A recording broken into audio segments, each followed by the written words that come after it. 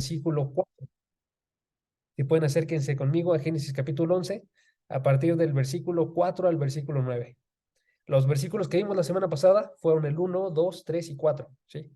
Ahorita vamos a leer nada más el 4 para tener el contexto y luego ya nos vamos a los que vamos a dedicarnos el día de hoy, que es del 5 al 9, ¿va? Entonces dice así la palabra, dice, luego dijeron, vamos, edifiquémonos una ciudad y una torre cuya cúspide llegue hasta los cielos, y hagámonos un nombre famoso para que no seamos dispersados sobre toda la tierra, sobre la superficie de toda la tierra.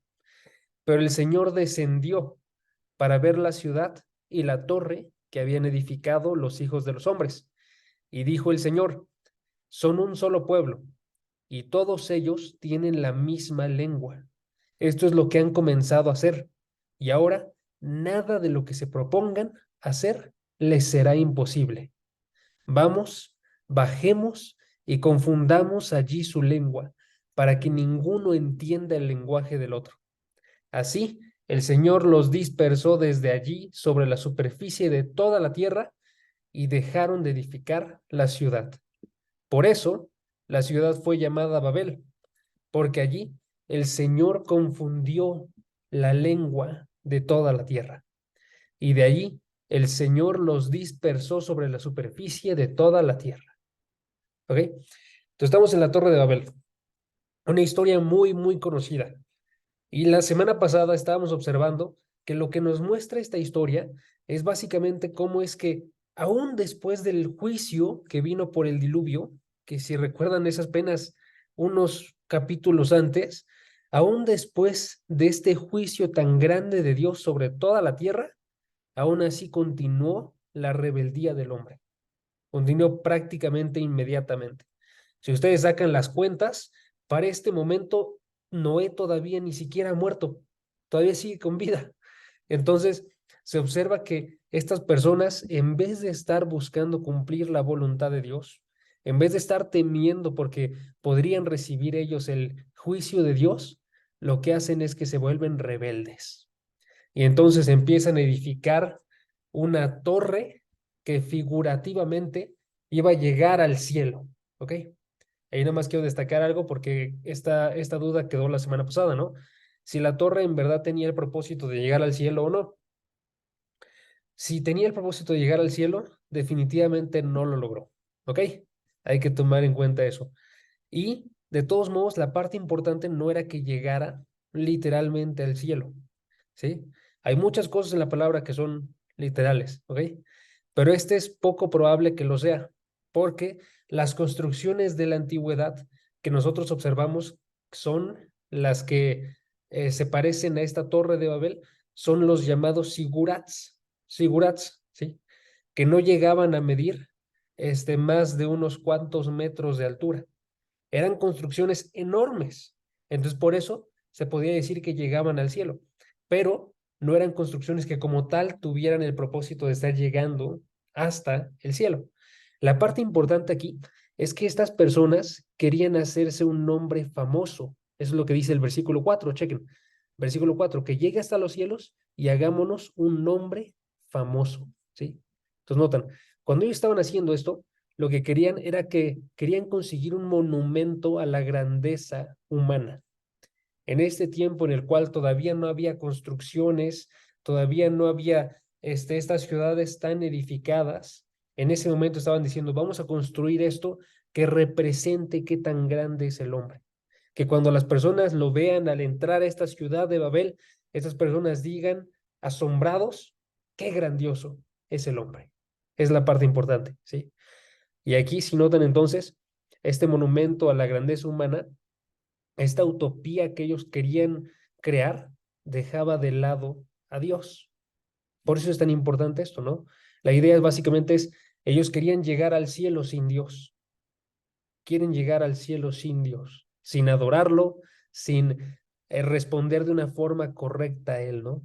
O en otras palabras, quieren traer el cielo a la tierra en los términos del hombre, para el beneficio del hombre, para la gloria del hombre, dejando por completo de lado a Dios, ¿sí? Entonces, básicamente esa es la idea. Y esa es la parte central. Ya si alguien piensa que es un edificio literal, está bien. La idea sigue siendo la misma. La parte en la que se tienen que centrar no es como tal en la altura, sino en la intención de los hombres, ¿sí? No es tanto la construcción como lo es qué es lo que había en su interior, que ellos querían hacerse un nombre famoso. Es la parte importante, ¿sí? Entonces hay que destacarlo así. Entonces, lo que hace en este caso el hombre es que quiere exaltarse a sí mismo, ¿no? Y está en la misma condición que antes del diluvio. Entonces, si ustedes checan unos cuantos capítulos antes, pueden observar que Dios ya había hecho una evaluación acerca de sus corazones. Chequen Génesis 6, versículo 5. Génesis 6, versículo 5. Aquí Dios está examinando todo lo que sucede en la tierra antes del diluvio y dice Génesis 6, 5, el Señor vio que era mucha la maldad de los hombres en la tierra y que toda intención de los pensamientos de su corazón era solo hacer siempre el mal. ¿Sí? En otras palabras, estas personas estaban viviendo con una maldad constante. ¿Sí? Y ahorita tenemos nosotros la ciudad de Babel y las personas también están viviendo con una maldad constante. Y ahora entonces la pregunta que tiene que surgir es cómo va a reaccionar Dios. Si ustedes notan, esa es la pregunta que nos surgiría mientras estamos leyendo el texto, porque acabando de ver la reacción de Dios unos capítulos antes, seguimos leyendo nosotros, vemos a Noé, de repente surge una chispa de esperanza en nosotros y de repente vemos que están construyendo esta torre para hacerse famosos. Nuestra pregunta va a ser ahora, ¿qué va a suceder? ¿Va a juzgar Dios otra vez de la forma en la que lo hizo en el diluvio? ¿O qué va a suceder? ¿No? Entonces, ¿dónde está la esperanza? Entonces, vamos a observar el día de hoy cómo es que responde Dios. ¿Cómo es que responde Dios? ¿Ok? Y básicamente, la respuesta de Dios pasa en dos partes. Lo primero que hace Dios es que evalúa y que luego responde. ¿Sí? Ya sé que tengo que utilizar la misma palabra de responde, pero no se me ocurrió otra palabra para colocar esto. Pero me refiero básicamente que parte de la forma en la que responde Dios es que primero observa, dice, esto está bien o está mal, eso es evaluar, ¿sí? Y luego da una respuesta, da acciones concretas que él realiza, ¿sí? Entonces vamos a observarlo de esa forma, ¿va? Primera parte entonces, Dios evalúa, Dios evalúa, ¿sí? Chequen lo que dice el versículo 5. Dice, pero el Señor descendió para ver la ciudad y la torre, ¿sí? El Señor descendió para ver la ciudad y la torre. Aquí hay dos palabras bien importantes. La más importante, cuando se dice que Dios vio, ¿sí? El Señor descendió para ver la ciudad. Hay que recordar nosotros, esta palabra ver es muy importante en Génesis y ya ha salido varias veces. Si ustedes se acuerdan, las primeras veces que salió esta palabra ver era en Génesis capítulo 1. Cuando Dios creaba algo, Él decía que lo veía y que lo veía como algo bueno, ¿sí? Entonces, el Señor vio que era bueno, ¿sí? Entonces, les digo que recuerden esas palabras porque cuando está hablando de ver, quiero que noten que no solamente nos está hablando que Dios observa, no solamente está diciendo Dios está como un observador pasivo, así sin pensar nada, indiferente. Eso no se está diciendo aquí. Está diciendo más bien, cuando Dios observa, Dios también evalúa, Dios también juzga, ¿sí? Entonces en Génesis 1 decía, el Señor vio lo que había creado y era bueno. Entonces evaluó y dijo, lo que yo he creado es bueno, ¿sí? Luego el versículo que acabamos de leer hace rato, Génesis 6:5, el Señor vio que era mucha la maldad de los hombres en la tierra.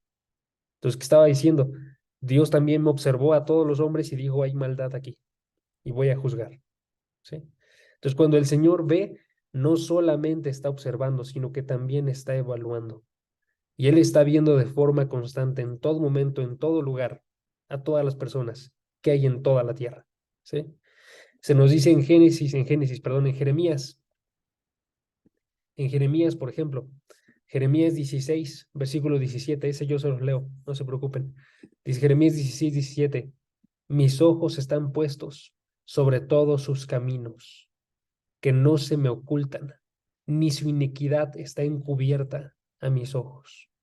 Se está hablando acerca de los hombres y está diciendo, yo veo todos sus caminos. Dios observa los caminos de absolutamente todas las personas. ¿Sí? Entonces, es bien importante esa palabra, ver, porque nos está hablando acerca de cómo es que Dios evalúa las cosas. ¿Sí? No observa pasivamente, sino que Él evalúa. Y les dije, son dos palabras importantes. No solamente ver, sino también la palabra descendió. ¿Sí? Chequen otra vez el versículo. Génesis 11, versículo 5.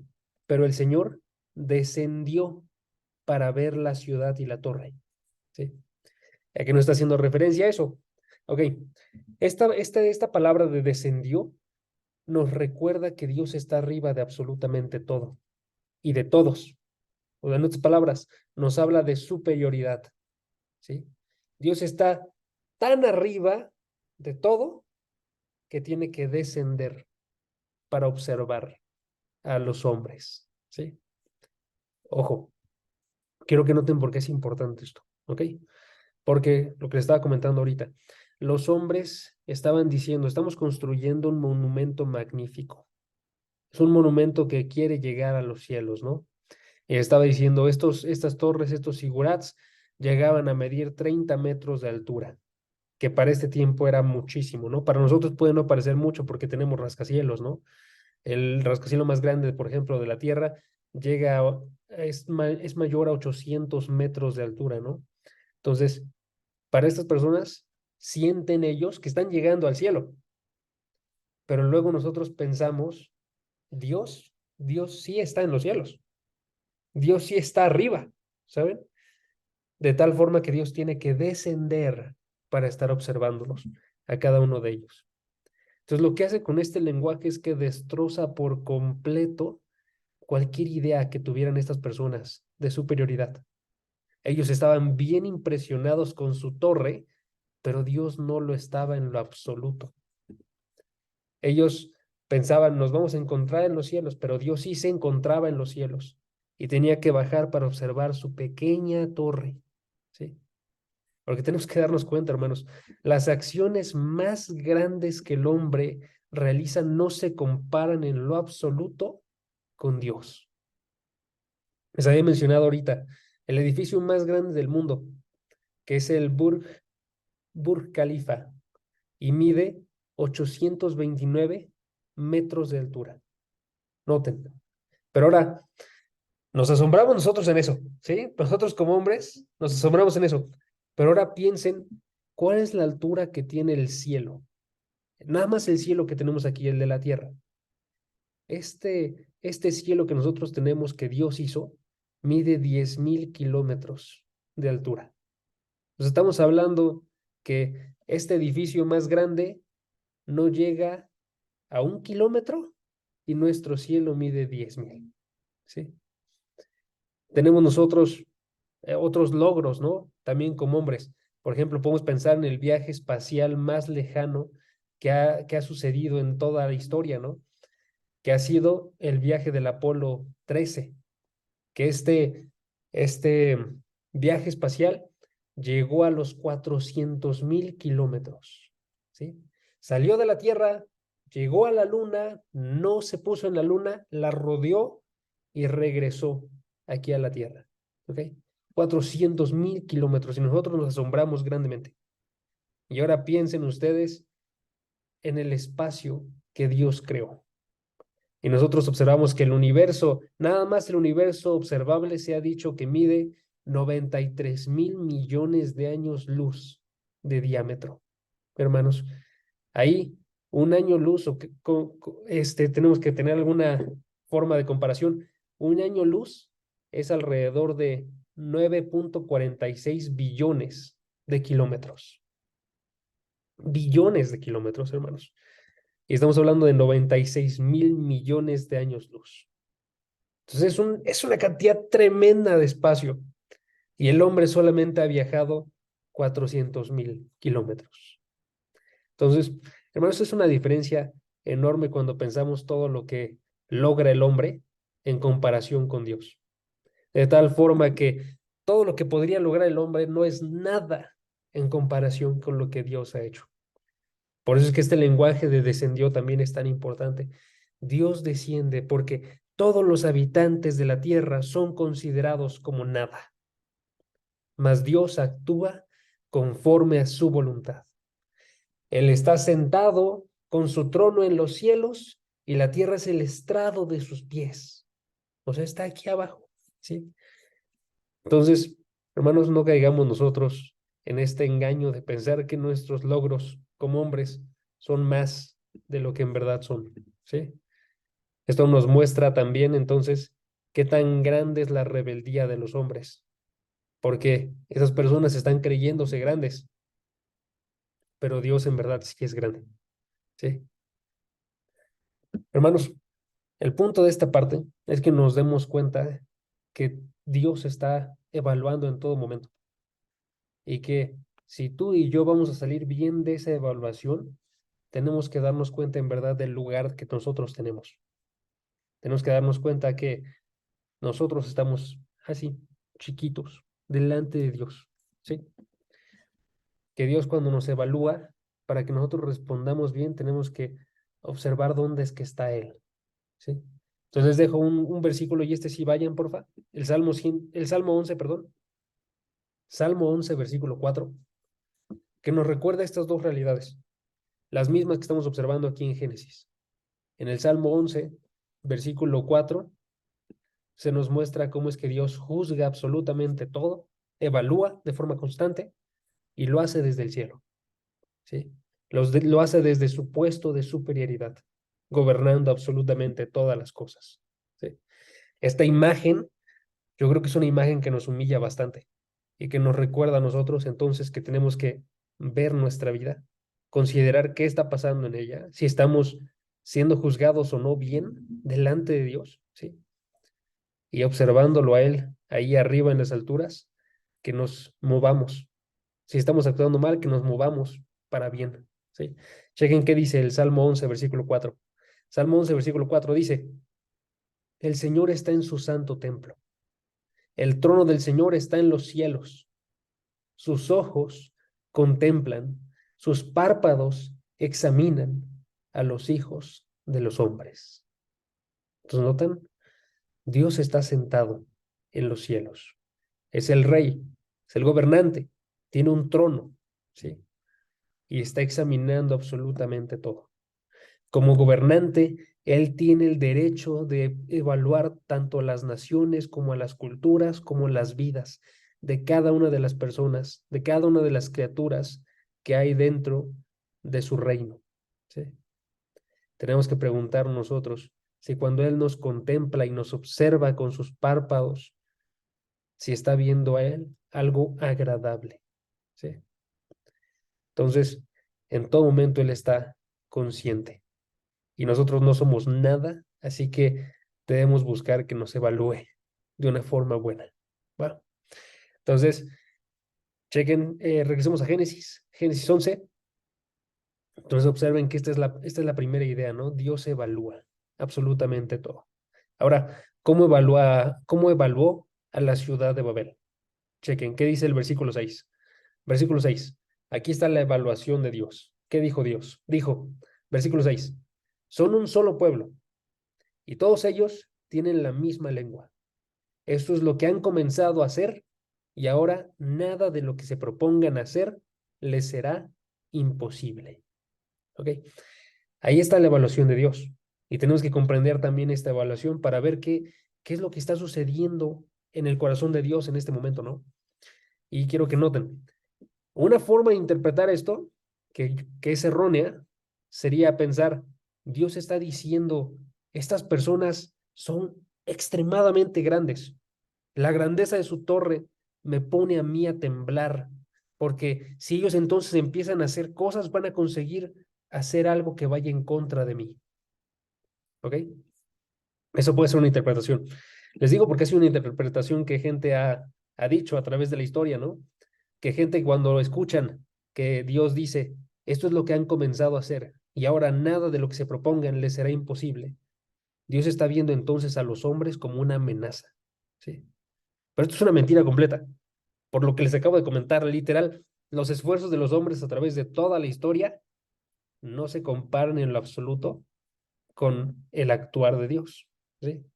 Es una mentira por completa. Dios dice acerca de los hombres, todos los habitantes de la tierra son considerados como nada, ¿sí? Y Dios actúa conforme a su voluntad en el ejército del cielo y entre los habitantes de la tierra, ¿sí? Y no hay nadie que le pueda decir, ¿qué haces? Eso es Daniel 4:35, por si alguien se pregunta de dónde lo estoy citando. Daniel 4:35. Y la idea es, cualquier esfuerzo del hombre no se va a comparar, ¿sí? Entonces Dios no está aquí asombrándose de la grandeza de los hombres. No está entrando en miedo porque lo van a atacar a él, ¿no? Ahorita que me acuerdo, me acabo de acordar que cuando estaba escribiendo esto iba a poner algo acerca de los satanistas y ya no se lo puse, pero se los digo ahorita, improvisado. Este, Hay un grupo, hermanos, este, que, que son como los satánicos, no me acuerdo bien cuál es el nombre que ocupan, pero bueno, son estas personas que piensan básicamente que Satanás es el personaje bueno de la historia y que va a llegar a algún punto en el cual Satanás va a luchar junto con todos ellos, todos los satanistas, en contra de Dios. Y ellos piensan y van a resultar exitosos porque Dios miente acerca de qué tan grande es. Noten que es exactamente esta misma idea, ¿sí? Es estar pensando que lo que sea que haga el hombre puede en alguna forma competir con Dios. Y es una mentira tremenda, ¿sí? Esta torre era pequeñísima en comparación con las creaciones de Dios, ¿sí? Entonces, ¿qué está pasando aquí? ¿Qué está pasando con este pasaje? Básicamente lo que está pasando es que no es que Dios se asombre con la grandeza del hombre, sino que cuando está diciendo estas palabras, lo que está sucediendo es que Él se está lamentando de la depravación del hombre, ¿sí? Se está lamentando de su depravación porque está diciendo, esta depravación, esta necedad, esta locura del hombre de no adorarme a mí, sino adorarse a sí mismo, solamente está empezando. ¿Notan? Chequen el versículo 6 otra vez, la segunda mitad.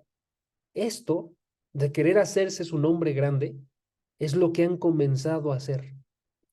Y ahora, si logran alzar su nombre ellos, van a pensar que nada les es imposible.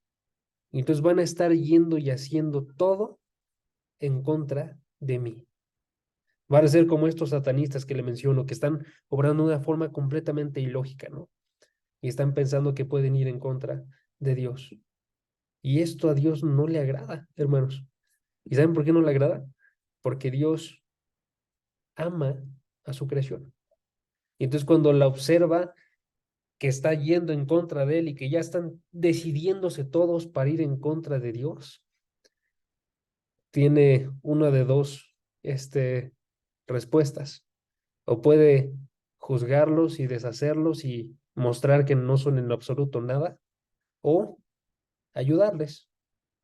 Y entonces lo que hace Dios es que ve que tiene una preocupación que tiene que responder bien, ¿sí? Ayudarles.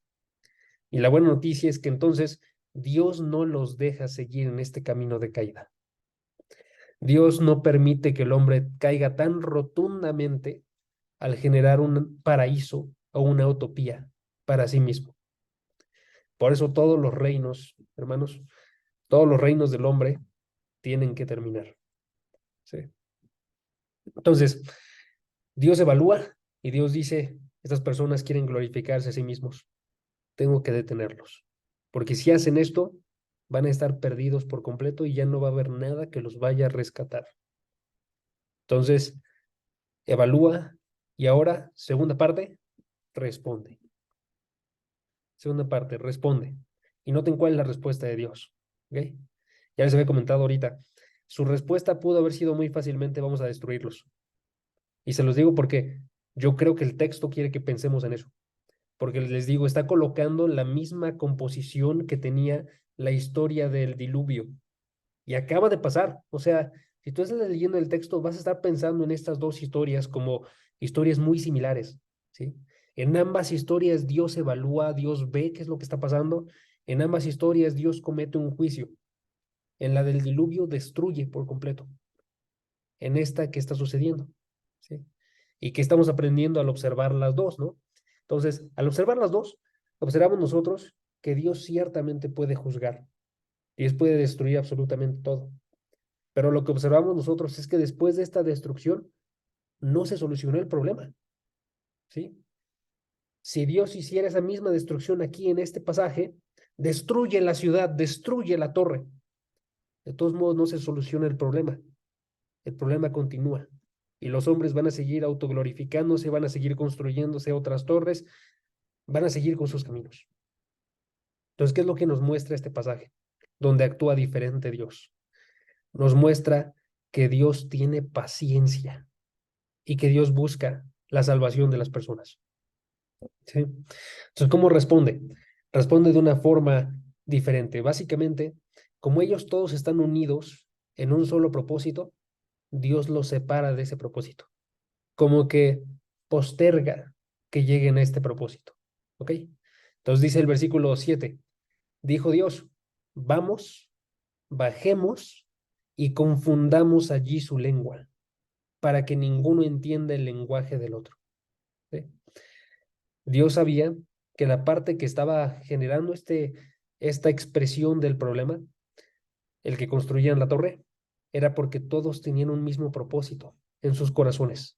Todos querían ir en contra de Dios, todos querían ir hacia glorificar a los hombres. Entonces lo que hace es que los dispersa, ¿sí? Lo hace a través de confundir ahí su lengua, ¿ok? Entonces, aquí notamos nosotros cómo es que Dios responde a los pecados. Y ahora quiero que noten que esta respuesta de Dios del versículo 7 tiene como varias facetas, son bien importantes, ¿ok? Esta respuesta nos muestra que Dios tiene paciencia, primeramente, ¿sí?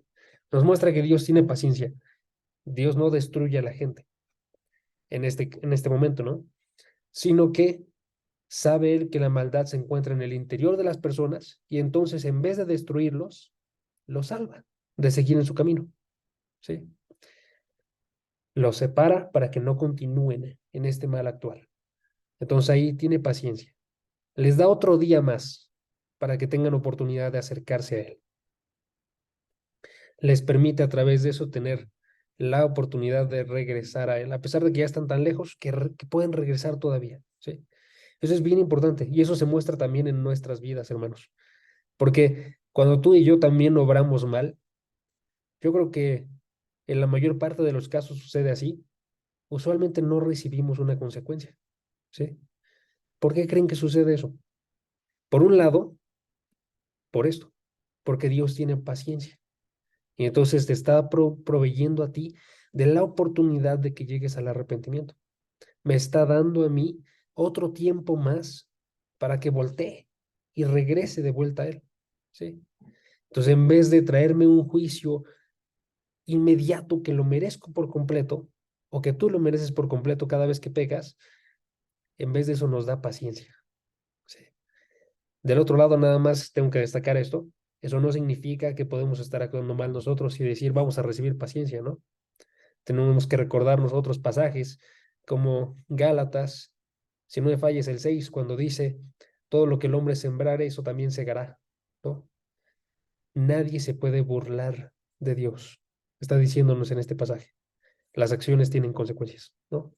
O Romanos capítulo 2 versículo 4 que nos dice que cuando nosotros obramos con esta paciencia, como si fuera nada más no recibir absolutamente nada, lo que sucede es que tenemos en poco la riqueza de su bondad, de Dios. Tenemos en poco la riqueza de su tolerancia. Tenemos en poco la riqueza de su paciencia, ¿sí? Y si leen el siguiente versículo, dice que entonces acumulamos ira para el día de la ira, ¿sí? Dios está teniendo paciencia. Dios la tuvo con los de Babel, pero esa paciencia es para que se aproveche, para que te guíe al arrepentimiento. ¿Sí? Entonces podemos observar en esta respuesta de Dios cómo es que Él tiene paciencia. También podemos observar cómo es que tiene sabiduría. Dios tiene sabiduría. Porque noten, otra vez, Dios no destruye la torre. Dios no destruyó a las personas, pero obró de tal forma sabia que llegó a que no se construyera, no se continuara construyendo, perdón, la torre y la ciudad. ¿Sí? Chequen el versículo 8. En el versículo 8 dice, al final, así el Señor los dispersó y al final dice, y dejaron de edificar la ciudad.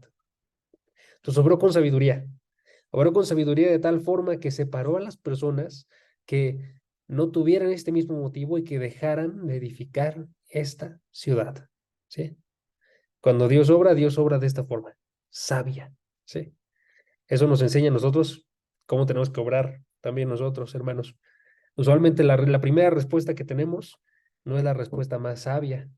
Usualmente la primera respuesta que tenemos, por lo mismo también, no consigue bien los propósitos que queremos. Más bien tenemos que ser como Dios y pensar bien en lo que vamos a realizar.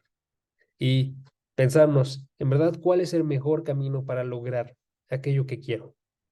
En este caso, el mejor camino fue confundir a estas personas, confundir sus lenguas, ¿sí? Para que dejaran de edificar la ciudad, sin haberlos tenido que destruir, sin haber tenido que destruir la torre, ¿sí? Entonces Dios obra con sabiduría, ¿ok? También en esta forma de actuar de Dios se nos muestra que Dios da ejemplo,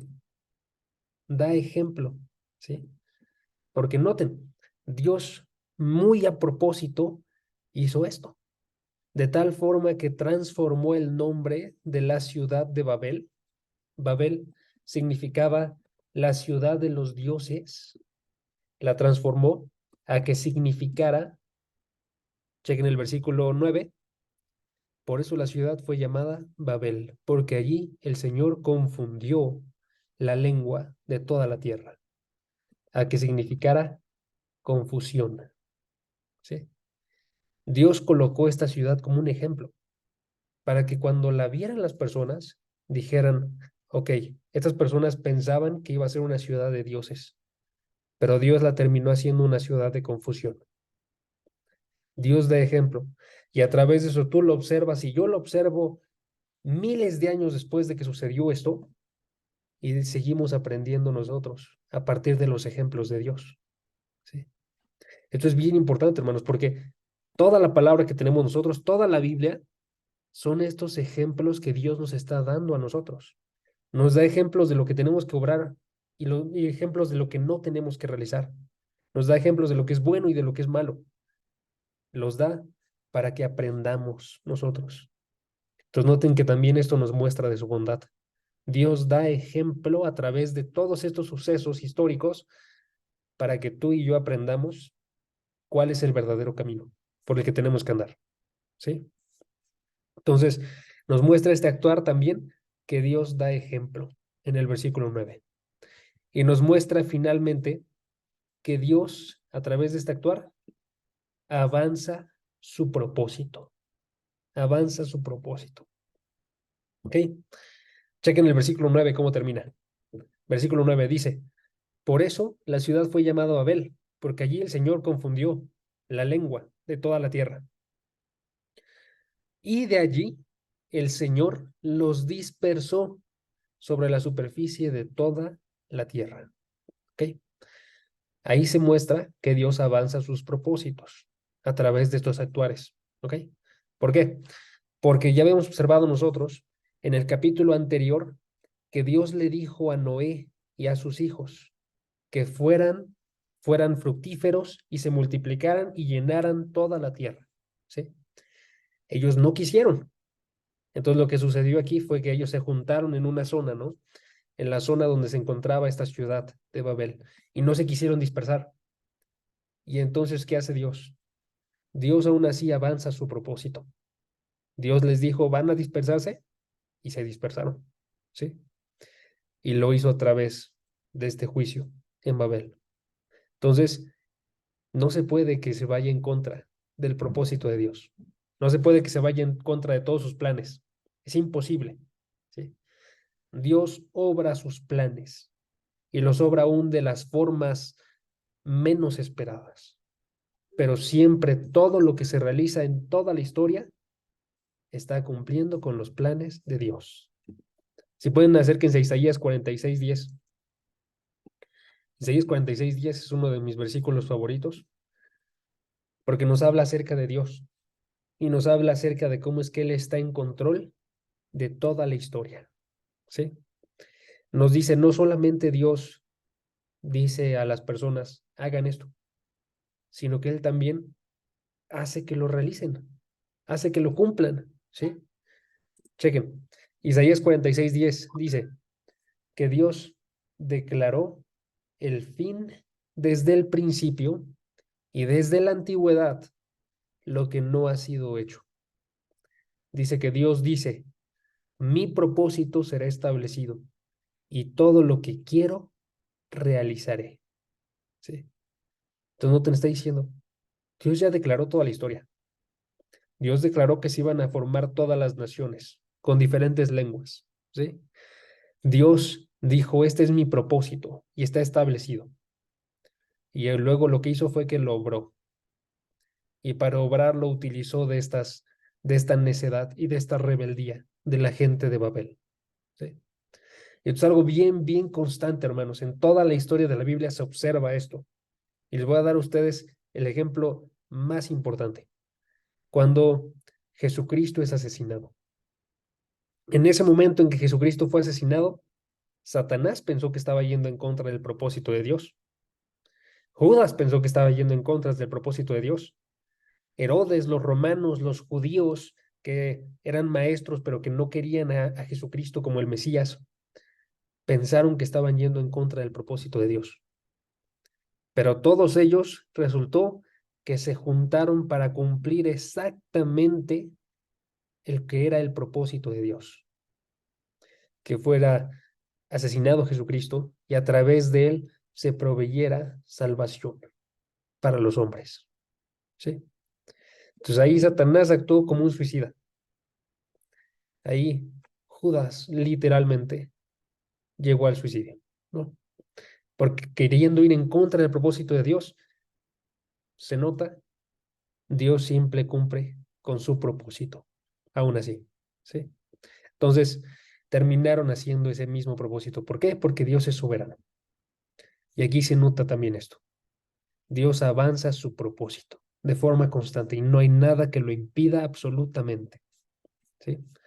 Entonces, noten todas las dimensiones que tiene esta respuesta de Dios en el versículo 7 al versículo 9, ¿no? Al mismo tiempo que nos muestra la paciencia de Dios y su sabiduría, nos muestra que Dios continúa avanzando su propósito, ¿sí? Y que está continuando dando un ejemplo. Entonces, quiero que noten, hermanos, esto. Ahora, para concluir con el estudio, quiero que noten entonces qué es lo que más tenemos que destacar nosotros el día de hoy sobre esto. Y lo que tenemos que destacar nosotros, yo creo, es que tenemos que observar que la paciencia de Dios está el día de hoy en funcionamiento, ¿sí? Que esta forma de actuar diferente a la del diluvio es la misma forma que permanece el día de hoy. Dios está actuando con paciencia, ¿sí? Dios está mostrando que quiere que las personas regresen a Él, pero tenemos que recordar que esa paciencia se va a agotar, hermanos, y tenemos que recordarle a las personas que esta paciencia se va a agotar. Viene un momento en el cual esto que sucedió aquí ya no va a suceder otra vez. Y quiero que lo noten ustedes. Después de que el Señor venga por su iglesia y traiga un juicio sobre todas las naciones, va a volver a suceder esta historia de Babel. Y la Biblia muy a propósito la coloca así, ¿sí? En el final se vuelve a formar esta ciudad de Babilonia, se vuelve a reconstruir, se vuelven a unir todas las personas de todo el mundo y se vuelve a observar esta maldad. Pero lo que se observa ahora, en comparación con Génesis, ahora en Apocalipsis, se observa que ahora Dios no los detiene. de generar esta utopía, sino que los deja avanzar. Y entonces esa maldad que quería el hombre la encuentra. Y ese juicio que no iba a entregar Dios en Babel, ahora lo entrega en Babilonia. Entonces ahí es donde se termina su paciencia, hermanos. Noten, notan, se hace como una reversa. Ahora, en vez de detenerlos, los va a dejar obrar y construir. Y entonces el juicio de Dios llegará contra estas personas. Entonces tenemos que notar, hermanos, este juicio, esta paciencia no es para siempre, ¿sí? Ahí es donde viene lo que les comentaba la semana pasada, de que tenemos que observar que esta historia de Babel es una forma de predicar el evangelio a las personas. Muchos conocen esta historia. Ahora, utilícenla, aprovéchenla y agárrenla para poderles mencionar cuál es el evangelio a las personas. Díganles a las personas, así como ellos, como las personas de Babel, así tú y yo también nos queremos hacer un nombre propio. Ahorita tú y yo estamos mal. Separados de Dios, estamos nosotros de forma constante edificándonos a nosotros una casa en la cual nos vamos a gloriar nosotros, un trabajo en el cual nos vamos a gloriar nosotros, una pareja en la cual nos vamos a alzar a nosotros, ¿sí? Tenemos amistad con el pecado y enemistad con Dios. Entonces aprovechamos para decirle eso a las personas, tomando el ejemplo de Abel. Aprovechamos para decirles también que la paciencia de Dios está el día de hoy. Dios no destruyó a esas personas y esa paciencia, misma paciencia, está en tu vida y en mi vida. Estamos lejos de Dios, pero Dios nos entrega esa paciencia. Ahora la pregunta es, ¿qué harás con esta paciencia, no? ¿Vas a continuar en tu terquedad? ¿Vas a continuar con tu corazón no arrepentido, acumulando ira para ti en el día de la ira y de la revelación del justo juicio de Dios? Ese es Romanos 2:5. ¿O vas a responder de una forma correcta y llegar al arrepentimiento, ¿no? Este pasaje de Babel nos muestra también que no tenemos que confiar entonces en nuestra fuerza. Responder correctamente no es, ahora voy a buscar la solución a través de mi actuar, ¿sí? Porque si tú intentas construir una torre que llegue al cielo, no va a llegar en lo absoluto. Se va a quedar extremadamente corta, ¿sí? Pero Dios sí provee una respuesta para que lleguemos nosotros al cielo. ¿Cuál es esa respuesta? El Señor Jesucristo. Cree en el Señor Jesucristo. Y entonces le dicen a estas personas, para que tú llegues a Dios, necesitas de aquel que es el camino y la verdad y la vida. Necesitas este Hijo que Dios envió para que todo aquel que en él cree no se pierda, mas tenga vida eterna. Estas personas en Babel, lo más probable es que no llegaron. Tú ahorita tienes la posibilidad de responder sí y creer en el Hijo, ¿sí? Entonces, les proveen a las personas el evangelio a través de la historia de Babel, ¿sí? Se os va a pasar como pasos porque ahorita me los aventé seguidos, pero está bastante sencillo. Nada más tenemos que notar nosotros estos puntitos que le estoy pasando ahorita, ¿ok? Quita. Tenemos que notar nosotros que ahorita las personas que están perdidas, me estoy haciendo referencia en este punto, están mal, ¿sí? Separados de Dios, todos estamos mal, ¿ok? Que la paciencia de Dios se acaba, está activa, pero se acaba. Que no tenemos que confiar en nuestro actuar y que tenemos que, hay esto de duda, está mal escrito, en el 4 debía ser mientras dura la paciencia de Dios, te da la respuesta, ¿sí? Entonces acercarnos a Jesucristo. Entonces, hermanos, eso es lo que quiere realizar la historia de la Torre de Babel. Nos muestra que Dios está evaluando, pero ha abierto una paciencia para que tú y yo, y en este caso estas personas de Babel, llegaran al arrepentimiento, ¿sí? Entonces hay que aprovechar ese tiempo. Bueno, vamos a terminar orando. Si pueden, acompáñenme y vamos a orar para que esto sea una realidad también en nuestras vidas. Quizás para nosotros no sea salvación, pero sí lo puede ser cualquier pecado que estemos viviendo el día de hoy, ¿no? También lo puede ser cualquier cosa que no estemos realizando el día de hoy que tenemos que realizar, ¿no? Entonces hay que acercarnos a Dios y decirle, ¿sabes qué? Estoy bien consciente de que estoy en tu paciencia. Ayúdame a que responda correctamente a esta paciencia, que obre bien y me mueva de mi mal camino. ¿Va? Vamos a orar. Padre, gracias porque tú nos has provisto a través de este suceso de hace tantos miles de años, que tú nos has provisto de un ejemplo sobre cómo tenemos que vivir el día de hoy. Gracias porque a través de ellos tú nos muestras que como hombres tendemos a autoglorificarnos a cada uno de nosotros. Tendemos a ponernos como si fuéramos Dios en nuestra vida.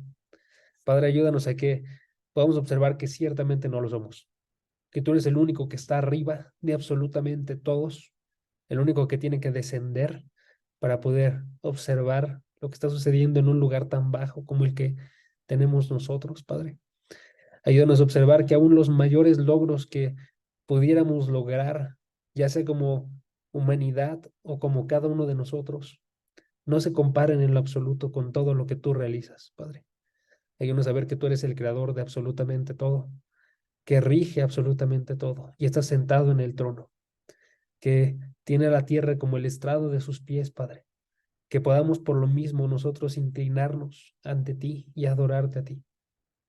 Ayúdanos a observar que ahorita tenemos errores y pecados en nuestros días que tienen que ser corregidos, Padre, y que observemos que el hecho de que no tengamos consecuencias por algunos de ellos es porque tú eres un Dios paciente con cada uno de nosotros y estás procurando que tengamos un día más para llegar al arrepentimiento. Padre, que podamos aprovechar esta ocasión para acercarnos de vuelta a ti y que podamos pedirte disculpas y también procurar a través de la oración ser transformados por ti, Padre, para que podamos llegar nosotros a vivir a la forma de tu Hijo Jesucristo.